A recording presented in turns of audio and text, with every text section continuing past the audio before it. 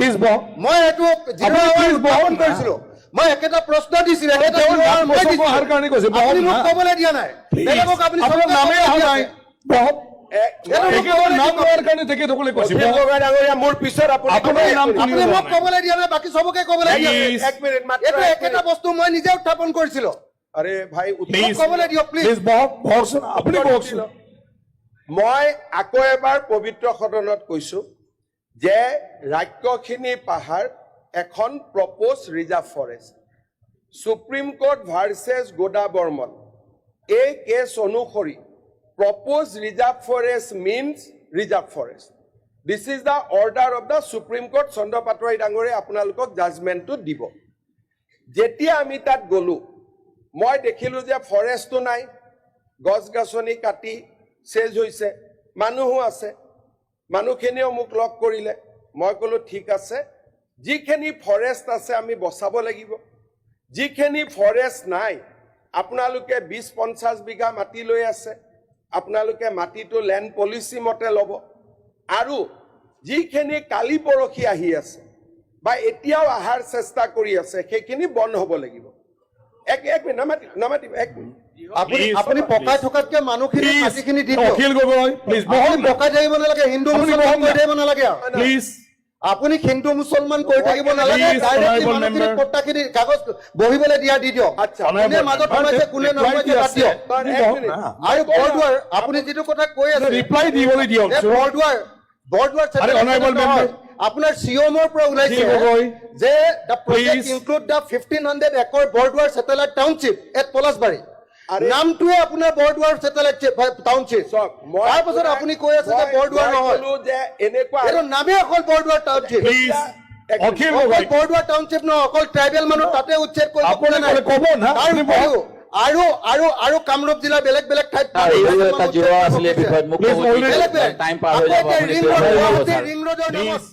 এতিয়া গুৱাহাটীৰ ৰিং ৰোডৰ মানুহৰ নামত মাত্ৰ 2,10,000 বিঘা মাটি কিনিবলৈ লৈছে বিভেদ নহয় আপুনি 2,10,000 টকা দিবলৈ লৈছে 2,10,000 টকা হাইৱে কিনাৰত মানুহে মাটি দিব আপুনি বহক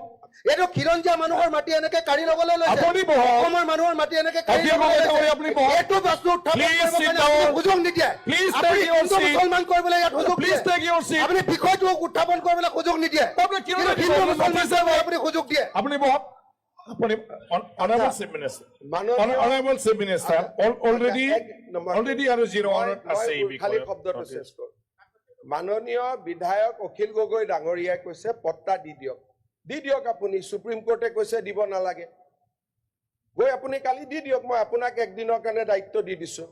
গতিকে আপুনি অনুৰোধ কৰিছো যে মানুহখিনি দুৰ্ভগীয়া আপুনি সেই মানুহখিনি সংস্থাপনটো দি দিয়ক ৰ'ব সেইকাৰণে সেইটোক আকৌ বেলেগ দলক টানি আনি বিষয়টো জটিল কৰি নিদিয়াৰ ব্যৱস্থা কৰিব খুজিছে আপুনি শুনক এইটো হ'ব নালাগে ৰ'ব মানুহক লৈ আপুনি ইমান পলিটিক্স কৰিব নালাগে এইটোৱে কৈছো মানুহক লৈতো পলিটিক্স কোনে কৰি আছে দেখা পাইছে 3.5 লাখ মানুহক পট্টা এখন চৰকাৰে দিছে গতিকে আমাক কথা কৈ লাভ নাই ঠিক আছে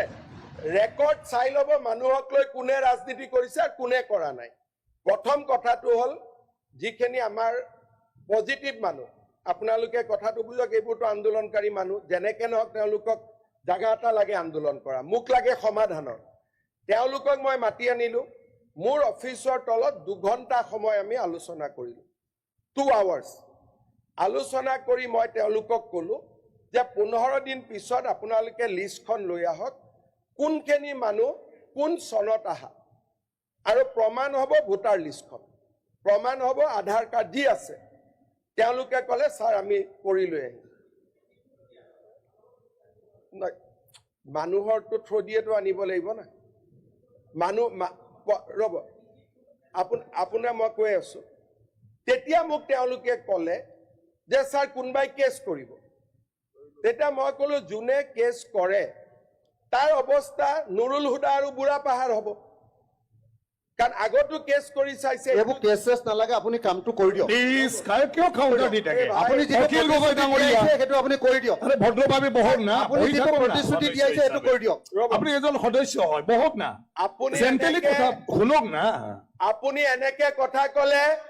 আৰে এইটো আপুনি য'ত আছে মুখ্যমন্ত্ৰী উত্তৰ নিদি কোনে দিব আৰে উত্তৰ আপুনি নিদিয়ে নহয় উত্তৰটো মাননীয় অধ্যক্ষ মহোদয় যদি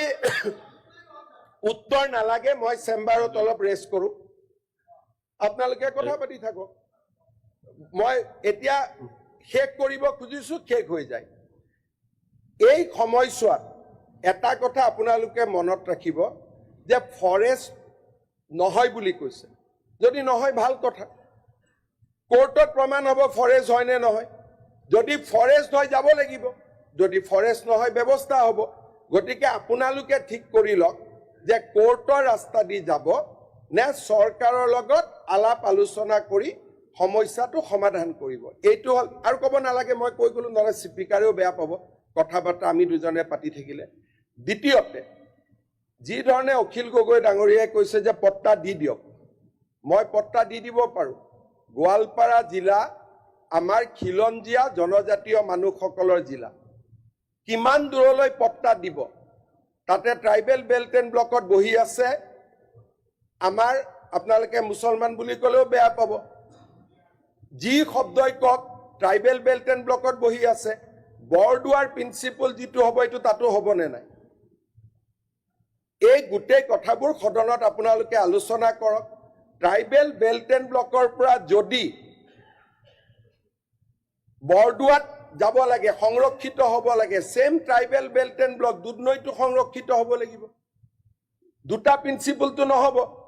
যদি বনভূমি ইয়াত সংৰক্ষিত হ'ব লাগে তাতো সংৰক্ষিত হ'ব লাগিব